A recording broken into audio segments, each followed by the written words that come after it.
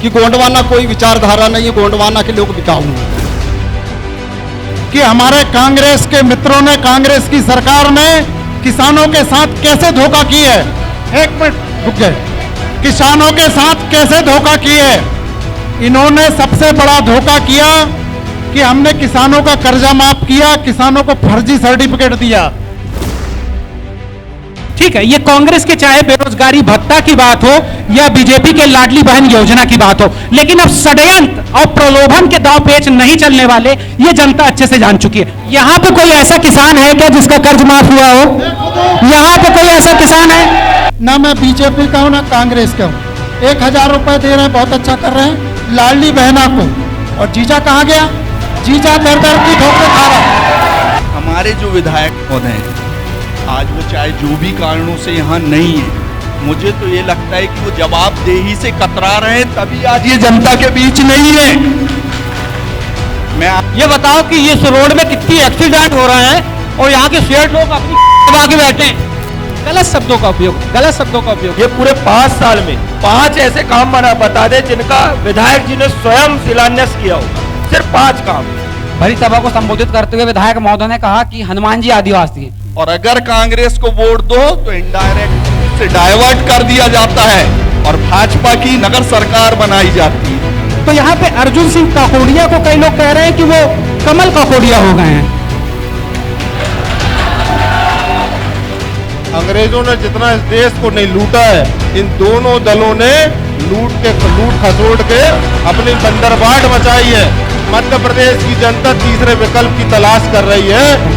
लेकिन क्या मैं जानना चाहता हूँ कि महिलाओं को वही सम्मान मिल रहा है जो मिलना चाहिए?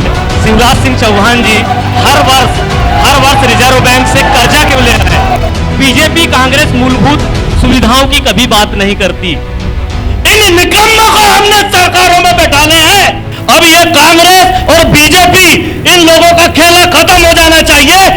तो कांग्रेस की सरकार में ज्यादा कर्ज लिया गया है, बीजेपी में कम लिया गया है। यहाँ पर जो कॉलेज है, यहाँ पर जो स्कूल है, सब कांग्रेस के समय की देन है।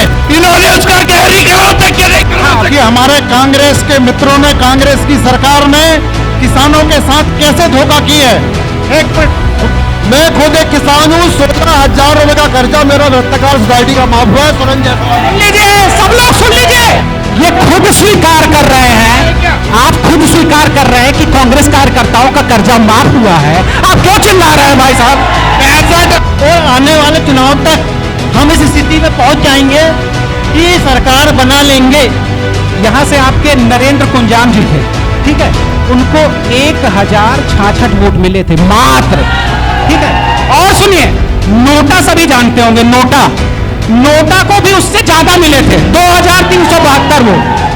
ये यदि यहाँ भरी सभा में चैनल के सामने प्रतिज्ञा ले कसम खाएं कि ये अपनी पेंशन का त्याग करेंगे, तब मैं मानूंगा ये सही में नेता हैं, सही में बीजेपी है, सही में कांग्रेस है।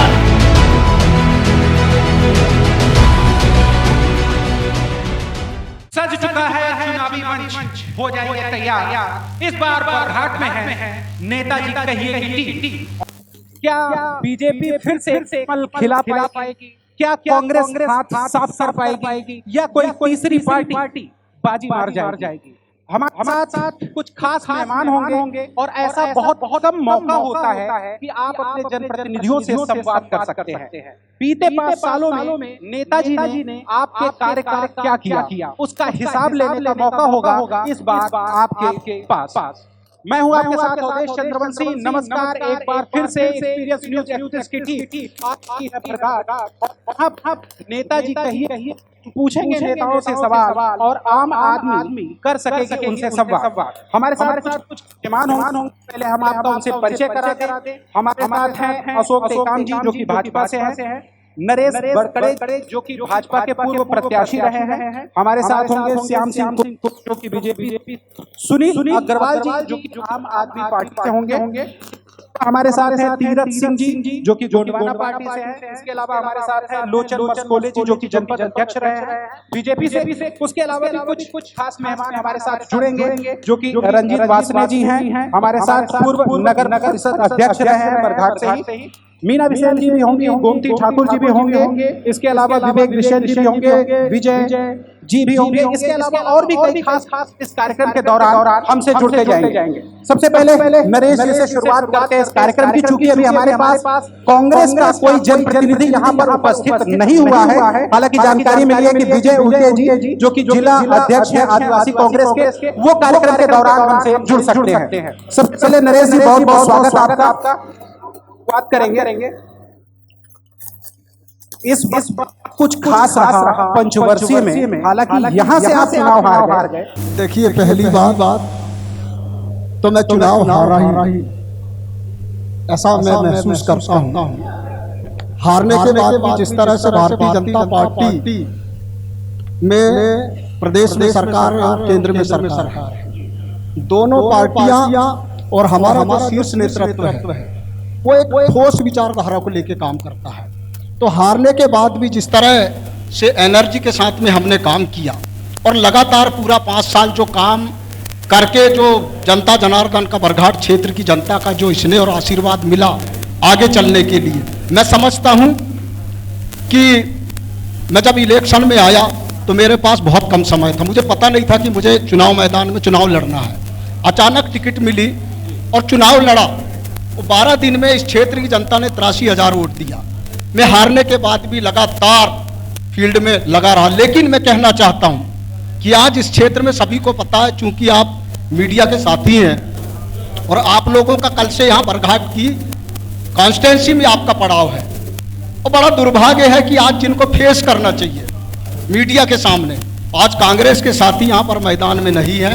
ऐसा लगता है कि जो भारतीय जनता पार्टी जो है, और ये तो आपके लिए बड़ा अच्छा है ना कि प्रतिरोधी आपके साथ। हम तो डिबेट करने तैयार हैं, आपको जवाब देना बरघाट क्षेत्र की जनता, क्योंकि बरघाट क्षेत्र की जनता ने अर्जुन सिंह काकोडिया जी को यहाँ से 5 साल के लिए विधायक बनाया। आपको अपना रिपोर्ट कार्ड पेश करना पड़ेगा, बहाना नहीं चलेगा। हम तो विकास को लेकर काम करने वाले लोग हैं, सिर्फ और सिर्फ विकास और राष्ट्रवाद के लिए काम करते हैं। कि आपकी भी छवि यहाँ पर बीजेपी के बड़े नेताओं में होती है, ऐसे में बीजेपी के पास क्या नीतियां हैं इस पर के लिए? सबसे पहले मैं न्यूज एक्सप्रेस की टीम को धन्यवाद देना चाहूंगा। नेताजी कहिए कार्यक्रम के माध्यम से आपने आज हमारे बरघाट नगर में एक संवाद का कार्यक्रम यहां पर आयोजित किया है। भारतीय जनता पार्टी विचारधारा के लिए काम करती है और भारतीय जनता पार्टी की कार्यपद्धति जो है बहुत स्पष्ट है। 2003 से मध्य प्रदेश में भारतीय जनता पार्टी की सरकार है।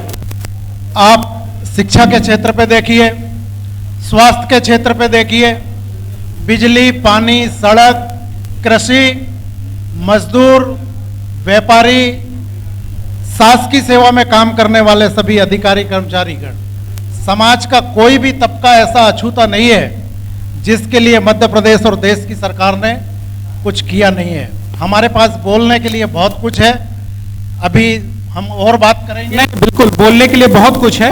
श्याम सिंह कुमरे जी, आपसे जानना चाहेंगे कि बीजेपी के इस बार बरघाट में बहुत नेता हैं, कि इस बार विधायक का उम्मीदवार कौन होगा? ये बड़ा अच्छा प्रश्न है, रोचक प्रश्न है। विधायक का उम्मीदवार भारतीय जनता पार्टी में तो संगठन तय करता है, ये कोई भी नहीं जानता कि कौन उम्मीदवार होगा। बरघाट क्या चाहती है? बरघाट की जनता तो आप जब जनता के पास जाएंगे तो जनता बताएगी, लेकिन इतना जरूर चाहती कि विकास करने वाली पार्टी है तो इस पार्टी से जो भी विधायक होगा वो विकास करेगा। नहीं, जैसा कि नरेश जी ने बताया कि आखिरी समय में उनको टिकट दे दिया गया, तो क्या इस बार भी बदलाव हो सकता है? नहीं, नरेश जी ने बताया कि लास्ट टाइम में उनको मिला है, लेकिन इसके बाद भी 12-13 दिन में उन्होंने 85,000 के आसपास वोट उनको मिले। और अगर आपको टिकट मिल गया इस बार तो जिसको भी मिलेगी वो जीतेगा। मुझे मिलेगी तो मैं भी जीतूंगा, जिनको भी मिलेगी वो जीतेंगे। चलिए ठीक है। फिलहाल इसके अलावा हमारे साथ लोचन मर्सकोले जी। भारतीय जनता पार्टी जिसको टिकट दे देगी, जितने भी उम्मीदवार हैं, टिकट मांगने का अधिकार सभी को है, लेकिन भारतीय जनता पार्टी जिसके नाम तय कर दे उस समय सभी लोगों की उम्मीदवारी खत्म होकर के एक पर केंद्रित हो जाएगी और उसको जिताने के लिए सारे लोग जो हैं, सारे मतदाता, सारे कार्यकर्ता और भारतीय जनता पार्टी का संगठन पूरा मेहनत करेगा। चलिए, बहुत अच्छी बात। आम आदमी पार्टी से हमारे साथ सुनील जी। आम आदमी पार्टी की चर्चा जिन जगह पर इनकी सरकार है बहुत ज्यादा होती है, लेकिन मध्य प्रदेश में अब तक कुछ खास नहीं कर पाई आम आदमी पार्टी। आम आदमी पार्टी मध्य प्रदेश में बहुत तेजी से आगे बढ़ रही है। अभी हाल ही में हमारे राष्ट्रीय संयोजक अरविंद केजरीवाल जी एवं और पंजाब के मुख्यमंत्री भगवत मान जी ग्वालियर आए थे। हमने टारगेट किया था कि कम से कम 50 से 60 हज़ार लोगों की रैली करेंगे, वहाँ पे 2 लाख लोग पहुँचे। मध्य प्रदेश में आम आदमी पार्टी बहुत तेज़ी से विस्तार कर रही है। गांव-गांव में कार्यकर्ताओं को जोड़ा जा रहा है और इस चुनाव में आम आदमी पार्टी तीसरी शक्ति के रूप में उभरेगी और मध्य प्रदेश में सरकार बनाएगी। और आम आदमी पार्टी के बिना कोई पार्टी दूसरी अगर नहीं भी बना पाए, आम आदमी पार्टी का सरकार नहीं भी बना पाती है, तो बिना आम आदमी पार्टी के सहयोग से कोई दूसरी पार्टी सरकार नहीं बना पाई। हमारा दिल्ली मॉडल जो है, हम जहाँ पे भी चुनाव लड़ेंगे हम दिल्ली मॉडल में ही चुनाव लड़ रहे हैं और जैसा हमने दिल्ली में किया है वैसा पूरे देश में करेंगे। मध्य प्रदेश में भी हम यही बातों को। दिल्ली में बहुत सारी गलत नीतियां भी हुई हैं शराब को लेकर के, वैसा आप यहाँ भी कर देंगे क्या? नहीं, शराब नीति के बारे में जो आप कह रहे हैं वही नीति हमने पंजाब में भी लागू किया है। क्योंकि दिल्ली जो है गृह मंत्रालय के अधीन आता है, वहाँ पे एलजी बैठता है और केंद्र सरकार के दबाव के कारण वहाँ पे झूठे केस लगाए जा रहे हैं। अगर मान लो वो नीति गलत होती तो पंजाब में कैसे लागू है? बहुत अच्छे से चल रही है। तीरथ सिंह जी, गोंडवाना पार्टी यहाँ की अगर हम बात करें तो एक क्षेत्रीय पार्टी है और यहाँ से जुड़ी हुई पार्टी है, फिर भी उसके बाद हम देखते हैं कि पिछले विधानसभा चुनाव की या और समय की बात करें तो कुछ खास नहीं कर पा रही है। क्या वजह है कि आपका संदेश लोगों तक पहुंच नहीं पा रहा है या आप मजबूती से पहुंचा नहीं पा रहे हैं? गोंडवाना एक सामाजिक विचारधारा है, राजनीति की पार्टी भी है और इस विधानसभा का आरक्षण गोंडों के मतदाता के अनुसार किया गया, परंतु गोंडों के नाम पे चाहे माड़ा पैकेट हो, चाहे रोजगार गारंटी हो, चाहे क्या बोलते हैं ये जितने आदिवासी के विकास के काम समाज के लिए किए जाते हैं, जिनको डाइवर्ट कर वोट तो ले लिए जाते हैं। यहाँ मतदाता गोंड समाज है, परंतु उनके विकास की जब पारी आती है तो उनको दरकर किनार कर दिया जाता है। आज भी गोंड समाज के साथ ज्यादती, अत्याचार, उनके स्वास्थ्य का ध्यान नहीं रखा जाता। मैं सोशल हूं, मैं यहाँ विधायक बनने नहीं आया हूं, समाज को जागृत करने आ रहा हूं कि भाई जिसकी भागीदारी है उसका नेतृत्व होना चाहिए। इसलिए मैं गोंड महासभा का नेतृत्व गोंड विचारधारा को रखने आप सबके सामने रखा हूं। आप सबका मैं धन्यवाद करता हूं, आपका स्वागत करता हूं मीडिया का। मेरी बात को आप सबने सुना। रणजीत जी, आप नगर परिषद अध्यक्ष आप रहे हैं, तो यहाँ पर आपके दौरान भी कई कार्यकाल जैसे अब आपने किए और इस बार सुनने में आ रहा है कि आप विधायकी की भी उम्मीदवारी कर रहे हैं, तो क्या कुछ है बरघाट में? क्या चाहती है बरघाट की जनता इस बार? सबसे पहले तो मैं आपके चैनल को शुभकामना देता हूं, बधाई देता हूं कि एक मंच आपने यहाँ के युवाओं को और वरिष्ठों को जो दिया है अपनी बात और अभिव्यक्त करने का। जैसा कि आप बरघाट पे बोल रहे थे, मैं नगर परिषद का अध्यक्ष रहा हूँ यहाँ से, और ये जो भवन है ये मेरे अध्यक्षीय कार्यकाल में बना है। ये विशाल जो इमारत जो देख रहे हैं और एक जीता जागता यहाँ पे जो बरघाट में अभी वर्तमान में कांग्रेस भाजपा के गठबंधन की परिषद है और उसका जीता जागता उदाहरण देखिए आप। वो बोर्ड की तरफ देखिए ना, एंकर महोदय, भूमि पूजन का नाम मिटा दिए। इससे दोनों दलों की लोगों की मानसिकता परिलक्षित होती है। अनुसूचित जाति का अध्यक्ष था यहाँ से और अनुसूचित जनजाति की उपाध्यक्ष थी। तो ये जो दोनों दल हैं, जो भाजपा और कांग्रेस, अंग्रेजों ने जितना इस देश को नहीं लूटा है, इन दोनों दलों ने लूट खसोट के अपनी बंदरबाट मचाई है। मध्य प्रदेश की जनता तीसरे विकल्प की तलाश कर रही है और मैं सिवनी विधानसभा से। लेकिन एक समय रहा है कि आप भी कांग्रेस में रहे हैं जी, आप भी कांग्रेस में रहे हैं। निसंदेह में कांग्रेस में रहा हूं और कांग्रेस की जो छल नीति का मैं शिकार हुआ हूं। मुझ पे मुकदमा जो है मध्य प्रदेश में आजादी के बाद बहुतायत से मध्य प्रदेश में, ना केवल मध्य प्रदेश में पूरे भारत में बहुतायत से आजादी के बाद अधिकतर अनुसूचित जाति और जनजाति का वोट कांग्रेस को देते आया है। लेकिन जो क्वालिटी रखता है, जो गुणवत्ता रखता है, जो अपने बात में दम रखता है, नेतृत्व की क्षमता रखता है, उसको नेतृत्व से काटना चाहती कांग्रेस। आप लोगों को एक बात बता दूं कि मैं बरघाट विकास मोर्चा का प्रवक्ता हूं।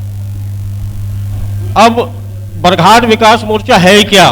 बरघाट विकास मोर्चा जो है वो नगर के राजनीतिक, सामाजिक, साहित्यिक और सांस्कृतिक सभी पहलुओं में काम करता है। हमारे बरघाट विकास मोर्चा ने पिछली बार हमारे बरघाट की दुर्गति को देखते हुए चुनाव लड़ा। 2014 के बाद आप बरघाट का विकास देख लीजिए। उसके बाद ये जो पिछला चुनाव हुआ है, मैं एंकर साहब आपको एक चीज बता दूं कि हिंदुस्तान के अंदर ऐसा कहीं नहीं हुआ होगा जो बरघाट में हुआ है। बरघाट में बरघाट विकास मोर्चा के 7 प्रत्याशी जीत के आए, 5 बीजेपी के आए और 3 कांग्रेस के आए। मैं आप ही से पूछता हूं कि हिंदुस्तान के अंदर कहीं ऐसा हुआ है कि बरघाट में जो हुआ है वो ये हुआ है कि बीजेपी और कांग्रेस ने मिलकर परिषद में अपना अध्यक्ष बैठा लिए। अरे बीजेपी और कांग्रेस ने मिलकर के सरकार बना दी वहां पे। हाँ, आपका धन्यवाद।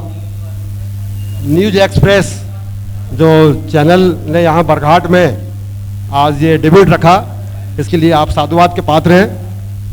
क्योंकि मुझे आज की जानकारी नहीं थी, कल की जानकारी थी कि कल सभा मंच नगर पालिका के सामने आपकी डिबेट होना है। तो चूंकि कल जो भी कारण से नहीं हो पाई, तो आज की मुझे जानकारी नहीं थी। आज के हमारे कुछ कार्यकर्ताओं ने फिर सूचना दिया कि यहाँ डिबेट हो रही है। तो मैंने कहा ठीक है, मैं कहीं कोई कार्यक्रम में बिजी था, लेकिन फिर भी मैंने अपनी उपस्थिति दर्ज कराए। कांग्रेस के समान कार्यकर्ता की हैसियत से मैं यहाँ उपस्थित हूँ। सुरेंद्र जायसवाल नाम है मेरा जी। तो सुरेंद्र जी ये बताइए, कांग्रेस की वो कौन सी नीतियां होंगी जो लोगों के पास आप लेकर के इस बार जाने वाले हैं? देखिए सर, कांग्रेस एक ऐसी विचारधारा है जिसके नेतृत्व में 200 सालों की अंग्रेजों की गुलामी के खिलाफ कांग्रेस ने इस देश का नेतृत्व किया। और कांग्रेस ही एक ऐसा दल था, एक ऐसी विचारधारा थी। अमूमन यहां बैठे सभी लोगों के पूर्वजों ने कांग्रेस के नेतृत्व में इस देश की आजादी में लड़ाई लड़ा और इस देश की आजादी दिलाने में कांग्रेस के नेतृत्व में हमारे पूर्वजों ने इस देश को आजाद कराया। और उसके बाद जब भारत स्वतंत्र हुआ, स्वतंत्र भारत में भी सभी दलों के सहयोग से कांग्रेस के नेतृत्व में इस देश के विकास की बुनियाद रखी गई, जिसका परिणाम है कि आज लगभग 70-75 सालों में भारत की जो उन्नति प्रगति हुई है, उसमें कहीं ना कहीं कांग्रेस की भूमिका को आप नकार नहीं सकते, ऐसा मेरा मानना है। ठीक है, आम जनता से यहां पर सवाल लेंगे, अब की बार किसकी सरकार? सर्वप्रथम तो मैं चाहूंगा कि आपका जो टॉपिक है नेताजी कहिए, न्यूज एक्सप्रेस ने ये आयोजन रखा, ये बहुत ही अच्छी बात है। सर्वप्रथम हमारे जो विधायक महोदय हैं, आज वो चाहे जो भी कारणों से यहाँ नहीं है, मुझे तो ये लगता है कि वो जवाबदेही से कतरा रहे हैं, तभी आज ये जनता के बीच नहीं है। मैं आम जनता होने के नाते सिर्फ एक क्वेश्चन करना चाहूंगा, जो भी प्रतिनिधित्व यहाँ कांग्रेस का करने आए हैं, मैं उनसे एक ही चीज पूछने आऊंगा। अभी 1 वर्ष पहले नगर पंचायत का चुनाव हुआ, जैसा कि आपको पता लगा, कांग्रेस ने भाजपा को समर्थन किया। ऐसे पूरे देश में कांग्रेस के अगर उनको मध्य प्रदेश में आज बहुमत नहीं मिलता है, तो मैं कांग्रेस के लोगों से उनसे पूछना चाहता हूं, अगर आपको बहुमत नहीं मिलता है तो आप भाजपा का सहयोग करोगे क्या? और अगर भाजपा का सहयोग कर रहे होगे तो जनता को क्यों मूर्ख बना रहे हो? क्यों अपने लिए कांग्रेस के लिए वोट मांगने जा रहे हो? जनता का वोट डायरेक्ट जनता अपने मनपसंद आदमी को चुनती है, जिसकी विचारधारा जो होती है उसको चुनती है।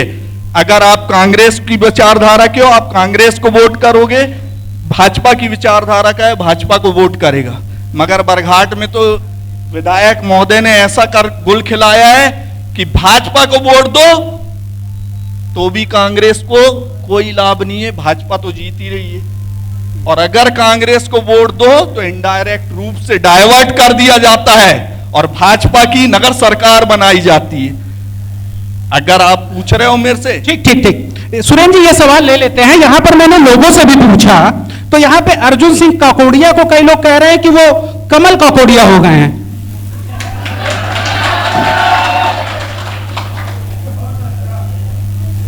देखिए, सबके अपने अपने विचार हैं। कोई कमल काकोड़िया कह सकता है, कोई कुछ भी कह सकता है।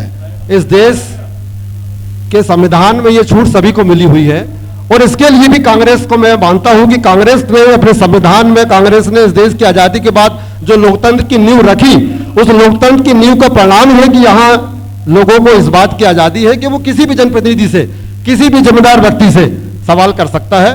और जैसे कि मेरे मित्र ने, छोटे भाई ने सवाल उठाया नगर परिषद के चुनाव के परिप्रेक्ष्य में, तो वो एक इतिहास बन चुका है। कांग्रेस से जो लोग चुनाव जीते और उन लोगों ने जो निर्णय लिया, कांग्रेस ने तत्काल उसी दिन उन लोगों को कांग्रेस से निष्कासित किया। ये प्रमाण है, मतलब कोई छुपी बात नहीं है। कांग्रेस से निष्कासित होने के बाद वो स्वतंत्र हैं, वो किसके साथ जा रहे हैं, क्या कर रहे हैं, इससे कांग्रेस का कोई लेना देना नहीं है। मैं आपको सार्वजनिक तौर पे सभी जनता विशेष के सामने एक फोटो बताता हूं जिसमें उनके मंच से, अगर वो निष्कासित किया गया है तो उनके, आपके साथ वो मंच कैसे साझा कर रहे हैं। वही प्रतिनिधि, वही पार्षद आपके साथ आपके मंच में मंच साझा कर रहे हैं, तो ये कहां से निष्कासन? चुनाव आया तो क्या आप निष्कासन रद्द कर दोगे? क्या आपकी क्या रीति नीति है? नहीं सर, मैं सिर्फ अपने आवास योजना के बारे में बोलना चाहता हूँ, क्योंकि सन 2019 में जो रंजित भाई ने मेरा आवास योजना के जो मकान बनाए थे, उनकी लेन देन से आज लेंटर हेड बन चुका। और जो यहाँ पे जो अभी की अध्यक्ष जो बनी है, आज मेरी फाइल उठा के बार बार फेंक रही है। आज मैं झोपड़ी में रह रहा हूँ, मेरे को रहने जगह तक की नहीं है। मेरा आवास का मकान जो पड़ा है वार्ड नंबर 10, मेरी कोई सुन ही नहीं रहा है। इस बार क्या लग रहा है कि चुनावी मुद्दा आखिरकार क्या होने वाला है? क्योंकि जिस तरीके से यहां पर कांग्रेस के विधायक रहे हैं और बीजेपी की सरकार रही है, तो ऐसे में कई अहम सवाल यहां पर उठते हैं कि आखिर विकास कार्य किसने किया। ओवर टू यू, आप लीजिए जनता से सवाल।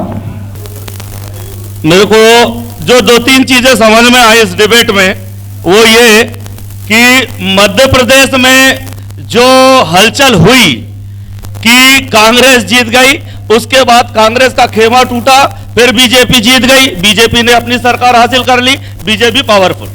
एक दूसरी चीज, यहां पे क्या हुआ, यहां पे कांग्रेस और बीजेपी एक हो गई और यहां पे बीजेपी ने अपनी सत्ता स्थापित। तो मेरे को एक चीज समझ में ये नहीं आती है कि जनता बन गई है, जनता ने कांग्रेस को वोट दिया, बीजेपी जीती, बीजेपी वैसे भी सत्ताधारी है। अब मैं एक चीज पूछना चाहता हूं सार्वजनिक रूप से जनता से कि 85% आदिवासी है यहाँ पे, 85% के बावजूद जिसका जितनी संख्या भारी उसकी उतनी हिस्सेदारी। 70-75 साल से देश आजाद हुआ है, आज तक के कोई आदिवासी का मुख्यमंत्री बना क्यों नहीं? मैं एक चीज पूछना चाहता हूं आम लोगों से कि जब आदिवासियों की इतनी सारी जनसंख्या है तो हमको गोंडवाना लैंड का राज लाना चाहिए, नहीं लाना चाहिए? अब ये कांग्रेस और बीजेपी, इन लोगों का खेला खत्म हो जाना चाहिए और यहाँ पे गोंडवाना लैंड में गोंडवाना राज लाना चाहिए। इस चीज की हम लोगों को यहाँ आवश्यकता है और इसके लिए भीम आर्मी आप लोगों के साथ में खड़ी है। बहुत बहुत धन्यवाद, आपने बहुत वाजिब सा सवाल उठाया है और ये सवाल मेरे भी जहन में है, क्योंकि 2013 के अगर हम आंकड़े देखें तो 81% से ऊपर मतदान हुआ था यहाँ पे। 81% मतदान होने के बाद आंकड़ा कुछ यूं था कि कुछ ही महज कुछ वोटों के अंतर से यहाँ पर पार्टी की जीत हार तय हुई थी। मैं आपसे भी पूछना चाहूंगा, मैं इस आपके सवाल से ये पूछना चाहूंगा कि इस बार बीजेपी किसके साथ जाएगी? अगर जीत गई तो क्या बीजेपी किसी के साथ गठबंधन तो नहीं करने? क्योंकि जनता बहुत कंफ्यूज। भारतीय जनता पार्टी एक पार्टी है और भारतीय जनता पार्टी के पास इतना समर्थन है कि मध्य प्रदेश में गठबंधन की कोई आवश्यकता नहीं है। मैं आपके पास भी आना चाहूंगा, आप कुछ कहना चाह रहे थे, बताएं। मैं कहना चाहता हूं, यहां पर बहुत वरिष्ठ लोग, कांग्रेस के मित्र लोग बैठे हैं। जैसा कि आजादी के 75 होगा, मैं सम्मानीय यहां उपस्थित साथियों से कहना चाहता हूं कि देश में आज देश की स्वतंत्रता में हमारे कांग्रेस के साथी कह रहे, वरिष्ठ लोग बैठे हैं यहां पर, कि कांग्रेस का हाथ रहा है। वो परिस्थितियां थी, समय था, लेकिन यह कहना गलत है। कांग्रेस देश की स्वतंत्रता में सर्वहारा समाज का साथ है। लेकिन मैं पूछना चाहता हूं कि जब कांग्रेस को देश में सत्ता मिली तो देश का विभाजन किसने किया? कांग्रेस के साथियों से पूछना चाहता हूं यहां, चूंकि ये सवाल नहीं है, सवाल बहुत लंबा हो जाएगा। मैं बस खाली चंद सवाल इतना पूछना चाह रहा हूं कि जनता बहुत ही कंफ्यूज्ड है, इस पर क्या करें? देखिए, विधायक जी का कल बयान आया है कि गोंडवाना कोई विचारधारा नहीं है, गोंडवाना के लोग बिकाऊ हैं। अब ये गोंडवाना के लोगों को विचार करना है, ये कहते हैं कि हम बहुसंख्यक हैं, तो ऐसी विचारधारा जिसको आप लंबे समय से वोट दे रहे हो। कांग्रेस इस बार 5 साल तो कांग्रेस को दिया है, यहां पर कांग्रेस को दिया, तो मैं अपने साथियों से कहना चाहता हूं, जब आप यहां पर गोंड समाज बहुसंख्यक है तो भारतीय जनता पार्टी से एक विचारधारा, लेकिन उसके पहले का 5 साल और उसके पहले का 5 साल भी भाजपा ने दिया था। उस शासनकाल के दौरान क्या बदलाव हुए? कुछ लोगों का मिलता है भारतीय जनता पार्टी पर जिनको विश्वास है, क्योंकि भारतीय जनता पार्टी राष्ट्रवाद के लिए काम करती है, समाजवाद के लिए काम करती है, और इतनी अच्छी विचारधारा, तो कुछ लोग ट्राइबल का जो है कुछ अच्छा % हमको मिल जाता है। और आने वाले समय में भारतीय जनता पार्टी विकास को लेकर चुनाव लड़ना चाहती है, सिर्फ और सिर्फ विकास। जब डिबेट की बात आती है ना, तो यहाँ के विधायक जी जो है पीठ छुपा के भाग जाते हैं। मैं साथियों से कहना चाहता हूँ कि जितने भी डिबेट हुए, आपके मीडिया चैनल के जितने भी डिबेट हुए, तो आज तक बरघाट के MLA डिबेट में पार्टिसिपेट नहीं किए। हमारे साथ कांग्रेस प्रतिनिधि भी हैं, हम यही सवाल हम कांग्रेस प्रतिनिधि के पास भी ले जाएंगे। इस साल मिले थे आपको, इस 5 साल में जनता का विश्वास क्यों नहीं जीत पाए? पिछली चुनाव में प्रदेश की जनता ने माननीय कमलनाथ जी के नेतृत्व में कांग्रेस को बहुमत सौंपी थी, लेकिन दुर्भाग्य से वो सरकार चल नहीं पाई। 15 महीने के कार्यकाल में ही सरकार खत्म हो गई।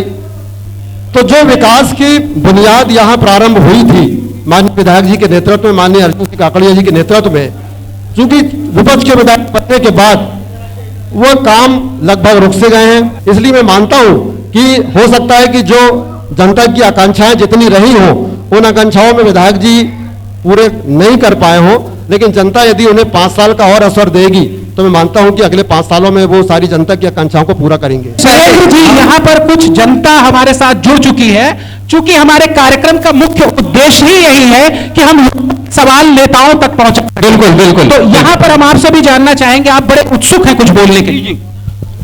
हेलो, बोलिए। हाँ, ये बताओ, यहाँ से ढाल सिंह बिसेन या गौरी बिसेन यहाँ रोड से गुजरता, ये बताओ कि इस रोड में कितनी एक्सीडेंट हो रहे हैं और यहाँ के सेठ लोग अपनी के बैठे हैं। गलत शब्दों का उपयोग नहीं, गलत शब्दों का उपयोग नहीं, एक अमर्यादित शब्द। यहाँ पर अगर कोई मर्यादित तरीके से क्षेत्रीय सवाल पूछना चाहे तो स्वागत है ऐसे लोगों का, लेकिन अमर्यादित शब्दों की यहाँ पर कोई भी उपस्थिति हम स्वीकार नहीं करेंगे। हाँ। जैसे कि अभी हमारे कांग्रेस के प्रतिनिधि ने बोला कि 5 साल में विकास हुआ है, मैं एक ही चीज बोलना चाहूंगा, ये पूरे 5 साल में 5 ऐसे काम बता दे जिनका विधायक जी ने स्वयं शिलान्यास किया होगा। सिर्फ 5 काम बोल रहा हूं मैं, 5 साल के 5 काम, एक काम भी गिना दे। चलिए 5 काम हम इनसे भी ले लेते हैं और 5 काम हम बीजेपी से भी पूछेंगे। चलिए, आपने बहुत सारी यहाँ पर बताया कि विकास कार्य हुए हैं, वो कह रहे हैं 5 काम ऐसे बता दीजिए जिसका आपने उद्घाटन किया हो और भूमि पूजन भी किया। देखिए साहब, मैंने जैसा पहले ही बताया, इसके पहले मैंने बात का रखा कि कमलनाथ जी के नेतृत्व में जो कांग्रेस की सरकार बनी और 15 महीने के कार्यकाल में माननीय विधायक जी, विधायक तो आपके 5 साल रहे हैं, हम क्षेत्र की बात कर रहे हैं साहब। बता रहा हूं, वही उसी बात पे आ रहा हूं मैं। विधायक जी ने जो कल्पना इस क्षेत्र के विकास के लिए की थी, वो 15 महीने के बाद उसमें ब्रेक लग गया, लेकिन फिर भी उनके नेतृत्व में, उनके संघर्ष में जो काम हुए हैं उसमें एक हॉस्पिटल की जो बिल्डिंग बनी है, नई बिल्डिंग बनी है।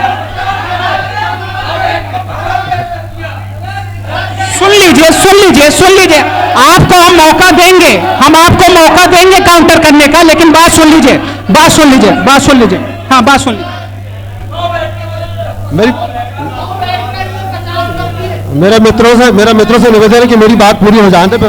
नहीं, इनका सवाल ये है, एक मिनट आपका सवाल ले रहा हूं मैं, क्योंकि मैं आपके प्रतिनिधि के रूप में हूं।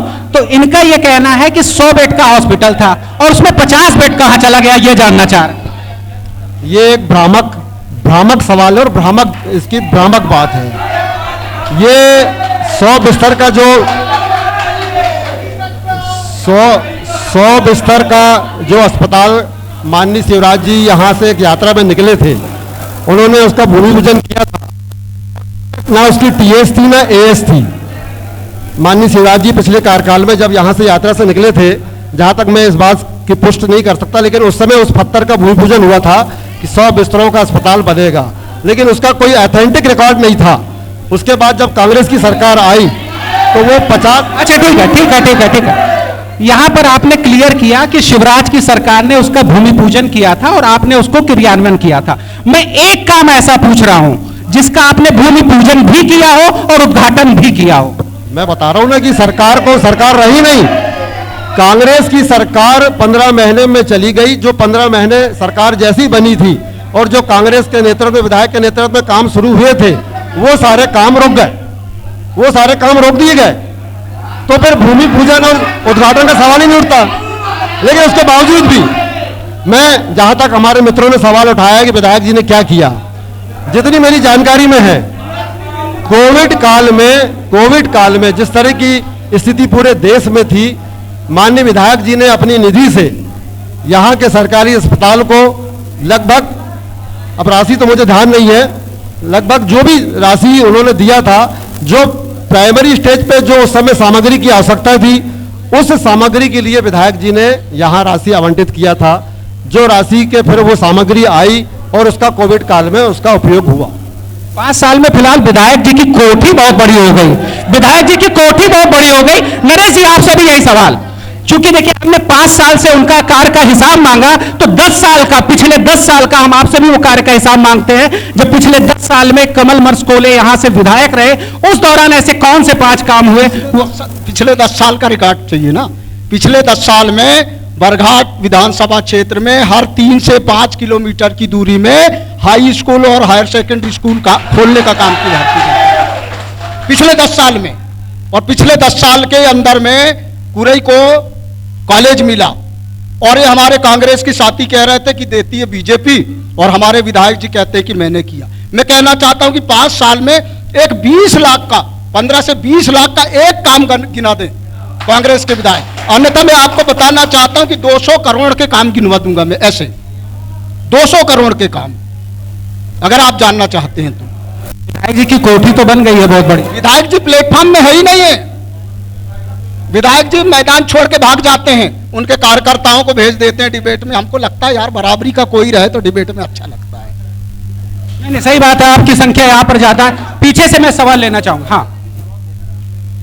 हाँ, मन में प्रश्न तो यह विधायक जी से पूछने का था, किंतु यहाँ किसी कारणवश उपस्थित नहीं है, तो उनके प्रतिनिधि से मैं पूछना चाहता हूँ कि विगत 6-7 मई को उड़े पानी में कमलनाथ जी की उपस्थिति में भरी सभा को संबोधित करते हुए विधायक महोदय ने कहा कि हनुमान जी आदिवासी है। मुझे इसमें कोई समस्या भी नहीं है कि हिंदी धर्म का हर व्यक्ति उन्हें अपनी आस्था से जोड़ सकता है, किंतु इसी वक्तव्य में उन्होंने कहा कि प्रभु श्री राम की रक्षा आदिवासी समाज के लोगों ने की और कोई ब्राह्मण या क्षत्रिय उनकी रक्षा करने नहीं आया। प्रश्न मेरा ये है कि अपने व्यक्तिगत और राजनीतिक स्वार्थ के लिए हिंदू धर्म को राजनीति में बांटना कहां तक सही है, और उस समय उन मानवों ने प्रभु श्री राम की रक्षा की या उनका साथ दिया? चलिए ये सवाल भी लेंगे। फिलहाल महिलाएं भी हमारे साथ जुड़ी हैं। मध्य प्रदेश में एक अहम सवाल उठता है कि महिलाओं पर अत्याचार जो है मध्य प्रदेश में उनका संख्या काफी ज्यादा है, और अगर हम दहेज में हत्या की बात करें तो मध्य प्रदेश नंबर 1 है। ऐसे में यहाँ की महिलाएं क्या चाहती हैं और उनका सरकार से इस बार क्या सवाल होगा? मैं तो हमारे जो मध्य प्रदेश में शिवराज जी की जो सरकार है, उन्होंने महिलाओं के लिए योजनाओं के माध्यम से महिलाएं सशक्तिकरण हो, उसमें स्व सहायता समूह, उसमें हमारी गांव-गांव की महिलाएं हो, चाहे हमारी नगर की महिलाएं हो, स्व सहायता के माध्यम से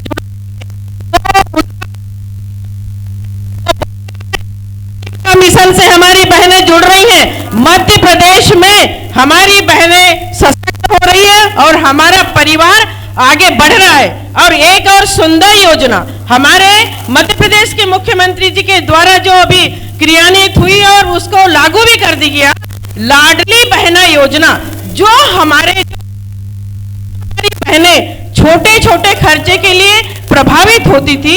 इन सब बात को देख करके हमारे प्रदेश के यशस्वी मुख्यमंत्री जी ने मध्य प्रदेश की बहनों के बड़ी सुंदर योजना का शुभारंभ करवाया, लाडली बहना योजना, और वह संचालित। चलिए, ये तो फिलहाल प्रचार की बात हो गई, क्योंकि जिस तरीके से हम अत्याचार की बात कर रहे हैं, अत्याचार में भी मध्य प्रदेश नंबर 1 है। इस साइड से अगर कोई सवाल पूछना चाहे, इस तरफ से अगर कोई सवाल लेना चाहे, मर्यादित तरीके से। सर, जो मध्य प्रदेश में जो चल रहा है अभी, जैसे मैडम जी ने बोला कि महिलाओं के लिए बहुत ज़्यादा सपोर्टेड है, लेकिन क्या मैं जानना चाहता हूं कि महिलाओं को वही सम्मान मिल रहा है जो मिलना चाहिए? उन पे अत्याचार आए दिन होते जा रहे हैं। 12 से 13 साल की महिलाओं के साथ में गैंग रेप किया जा रहा है, उनको गोली से मार दिया जा रहा है। इसके खिलाफ आप किसको जिम्मेदार मानते हैं इसके प्रति? नरेंद्र मोदी जी और दोनों ही पार्टी, चाहे कांग्रेस की रही या बीजेपी की रही, दोनों ही जिम्मेदार हैं।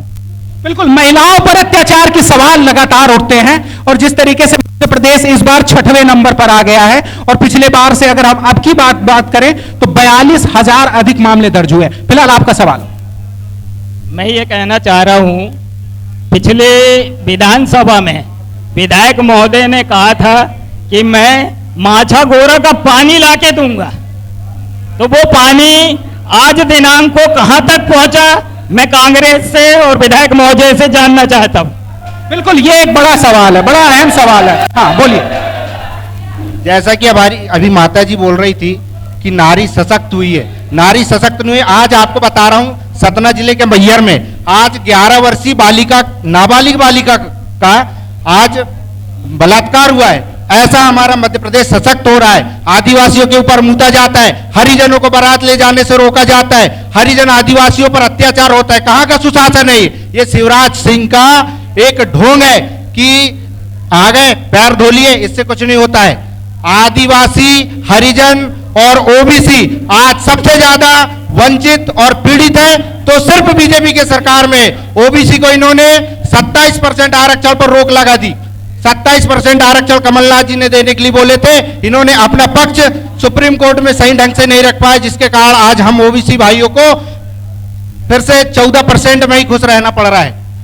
बिल्कुल, मैं यहाँ पर बीजेपी से सवाल ले लेता हूं, उसके बाद मैं आपका पक्ष भी जानूंगा, क्योंकि बहुत अहम सवाल आपने उठाया है। ये अनुसूचित जनजाति वाली सीट है, और अगर हम मध्य प्रदेश की बात करें तो अनुसूचित जनजाति में हुए अत्याचार पर मध्य प्रदेश नंबर 1 है, नंबर 1 है, नंबर 1 है। तो यहाँ पर ये अहम सवाल। हाँ। अभी जो आप महिला अत्याचार की जो बात कर रहे हैं, अपराधों के बारे में, देखिए, जो अपराध होते हैं वो कोई सरकार नहीं कराती। भारतीय जनता पार्टी की ऐसी विचारधारा नहीं, और सरकार की विचारधारा नहीं कि अपराध हों। सरकार कराती नहीं है, सरकार को रोकथाम के लिए बैठाया जाता है, रोकने के लिए भी पर्याप्त व्यवस्थाएं की, लेकिन ये एक सामाजिक जो प्रॉब्लम है, सामाजिक मानसिक जो स्थिति होती है, उसके कारण अपराध होते हैं। और अपराध को रोकने के लिए इन्होंने हरिजन, अनुसूचित जाति जनजाति के थाने स्थापित किए हैं, पर्याप्त पुलिस बल दिए हैं, और तत्काल कार्रवाई होती। आप देख रहे होंगे कि जहां भी अपराध होते हैं, उनके अवैधानिक घर रहते हैं, वो घर।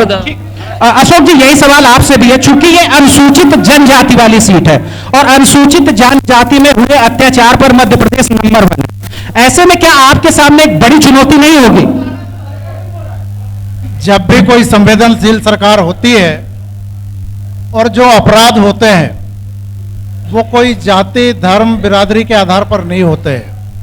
अपराध तो अपराध होते हैं, और मध्य प्रदेश में जहां कहीं भी कोई अपराध की शिकायत आई है, सभी लोग जो है परिचित है कि सरकार ने नियमबद्ध तरीके से कड़ी कार्रवाई करने का काम किया है, और अपराधियों को सबक सिखाकर जेल में डालने का काम किया है।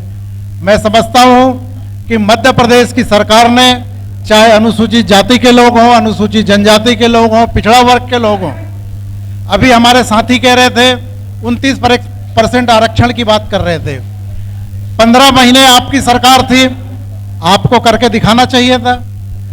भारतीय जनता पार्टी के नेतृत्व वाली सरकार ने जिस आरक्षण को इन्होंने समाप्त करने की कोशिश की थी, मध्य प्रदेश पिछड़ा वर्ग कल्याण आयोग के माध्यम से एक कमेटी बनी और कमेटी ने पूरे मध्य प्रदेश में पिछड़ा वर्ग के आरक्षण को बरकरार रखने का काम किया और मध्य प्रदेश सरकार ने इस पॉलिसी को तय किया और उस पॉलिसी के तहत पंचायत के चुनाव भी हमारे संपन्न हो चुके, अन्यथा हमारे चुनाव भी टाले जा रहे थे। फिलहाल ये तो आपके रणनीति की बात हो गई। आम आदमी पार्टी से सवाल लेना चाहेंगे, क्योंकि आम आदमी पार्टी पर बड़ी निगाहें लोगों की गड़ी रहती हैं, तो ऐसे में क्या बीजेपी और कांग्रेस का एक विकल्प बन सकती है इस बार? देखिए, आज़ादी के बाद से लगभग 47 साल कांग्रेस ने राज किया मध्य प्रदेश में और लगभग 22 साल बीजेपी का राज रहा है मध्य प्रदेश। आप कितने साल चाहते हैं वो भी बता दीजिए। जी, आप कितने साल राज चाहते हैं वो भी बता दीजिए। हम तो जिस प्रदेश में जाएंगे वहां पे फिर हमारा ही राज रहेगा। उसका उदाहरण दिल्ली, पहली बार 67 सीट लेके आए थे एक तरफा, कांग्रेस 0, भाजपा 3-4, और अभी पंजाब में भी देखे आपने 95 सीट लेकर आए। तो हम तो, हमारा कहना यह है कि लगभग 22 साल भाजपा ने राज की और कांग्रेस और भाजपा की रणनीति जी है आरोप प्रत्यारोप की राजनीति करने। कांग्रेस भाजपा के ऊपर आरोप लगाती है, भाजपा कांग्रेस के ऊपर आरोप लगाती है। आप किसके ऊपर आरोप लगाएंगे? हम तो दोनों के ऊपर आरोप लगाएंगे, क्योंकि राज इन्हीं ने किए हैं, भोली भाली जनता को इन्हीं ने लूटे हैं। आज जो आदिवासियों पे, अनुसूचित जातियों के ऊपर जो अपराध की जो बात आ रही है, उनके ऊपर अत्याचार की बात आ रही है, कौन लोग कर रहे हैं? किसको बचा रही सरकार? यही सत्ता पक्ष से जुड़े हुए लोगों को बचा रही है, इन्हीं के लोग जो हैं। इस बार क्या मध्य प्रदेश में प्रदर्शन होने वाला है आम आदमी पार्टी का? आम आदमी पार्टी इस बार सत्ता में आ रही है। मध्य प्रदेश की जनता आम आदमी पार्टी को, फिलहाल मैं आपको पिछले बार के आंकड़े बता देता हूं ताकि आप स्पष्ट हो जाए। यहां से आपके नरेंद्र कुंजाम जी थे, ठीक है, उनको 1066 वोट मिले थे मात्र, ठीक है। और सुनिए, नोटा सभी जानते होंगे, नोटा को भी उससे ज्यादा मिले थे, 2372 वोट। पिछले बार आम आदमी पार्टी ने चुनाव लड़ने का निर्णय ली थी, परंतु कुछ कारणों से हमारे सेंट्रल नेट जो टीम है, जो हमारे इस बार मजबूत है सेंट्रल टीम। इस बार आप देख ही रहे हैं, लगातार केजरीवाल जी समय समय में मध्य प्रदेश आ रहे हैं। हमारी दिल्ली की जो टीम है, जो हमारे संदीप पाठक जी हैं, जो महासचिव, जो प्रभारी हैं, वो लगातार मॉनिटरिंग कर रहे हैं। और हमारी जो सेंट्रल की टीम है, चाहे पंजाब के मंत्री हों, चाहे दिल्ली के मंत्री, वो लगातार मध्य प्रदेश के दौरे कर रहे हैं और लगातार संगठन में विस्तार कर रहे हैं। और आने वाले चुनाव तक हम इस स्थिति में पहुंच जाएंगे कि सरकार बना लेंगे। और जो आप अभी बता रहे हैं कि पिछले बार जो हमने 1066 जितने भी वोट लिए, बहुत वोट ले लिए हमने, हमारी तो स्थिति नहीं थी इतनी, हमारे पास चुनाव लड़ने के लिए संसाधन नहीं थे।